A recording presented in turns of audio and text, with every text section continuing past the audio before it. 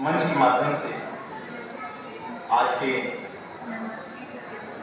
जो रचनाकार जिन्होंने अपनी रचनाएं जिनकी लोकार्पित हो रही हैं उसमें जेपी पांडे साहब की नीली राजकुमारी, इसके लिए मैं हार्दिक बधाई और शुभकामनाएं देता हूं। सुभाष चंद्र की गाने अनार के बाकी और चीजों को मैं सुन नहीं पाया, इसके लिए मैं क्षमा चाहता हूं, थोड़ा सा लेट हो गया आने में। अभी हमारे वक्ता शायद शुक्ला जी बोल रहे थे कि एक जो परंपरा है जिसको हम लोग महसूस कर रहे हैं, जो लिखने पढ़ने की परंपरा धीरे धीरे आज के परिवेश में कम होती जा रही है। विलुप्त तो नहीं कहेंगे, कम होती जा रही है।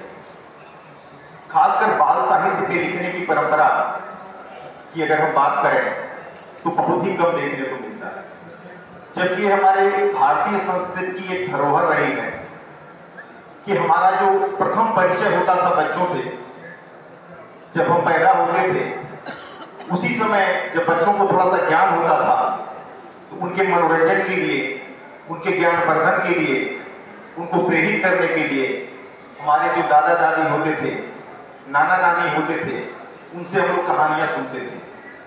तो हमारे जीवन के जो प्रथम रचनाकार हैं, धीरे धीरे जो संयुक्त परिवार विखंडित हो रहा है उसको हम सभी लोग महसूस कर रहे हैं। उस परंपरा को अगर हम देखें तो उस पर भी विचार करने की जरूरत है कि हमारे रचनाओं के माध्यम से ही आएगा।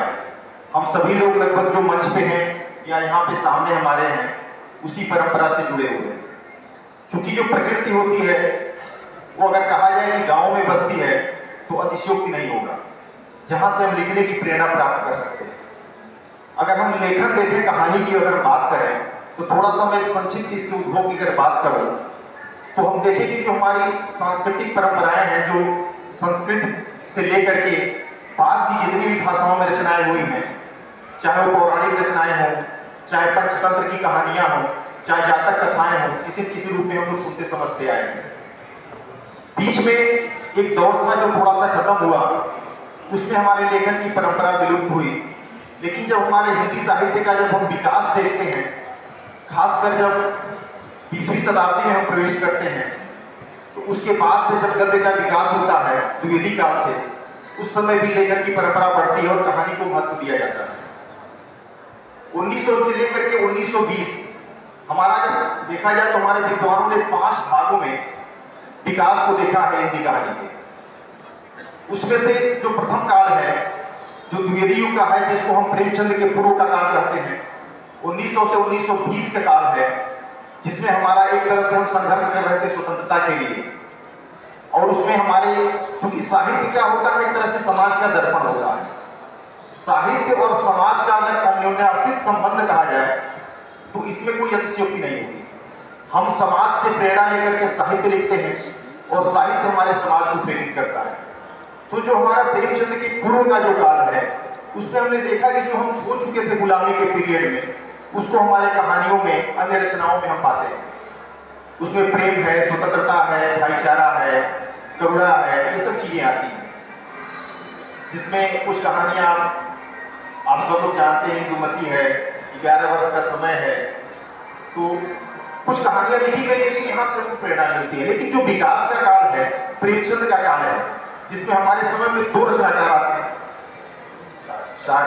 बिल्कुल आपको बस हम कहना ये चाह रहे हैं कि मैडम का ये है कि समय का वो है, तो मैं थोड़ा सा और संक्षिप्त करना चाह रहा हूँ। मैं मेरे कुल कहने का आशय ये है कि अगर हम देखें तो जो प्रेमचंद का काल है उस समय हमारा विकास होता है, जिसमें हम जो हमारे ग्रामीण परिवेश की कहानियां हैं उसको हम लिखते हैं, सामाजिक परिवेश जो तमाम हमारे पात्र आते हैं आगे भी।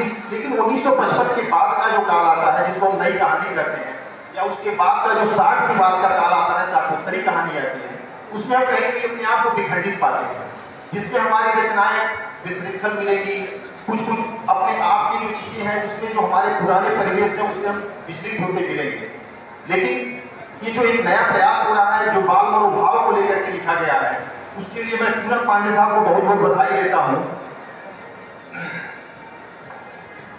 सियाह रात नहीं लेती नाम भरने का, यही तो वक्त है सूरज तेरे निकलने का।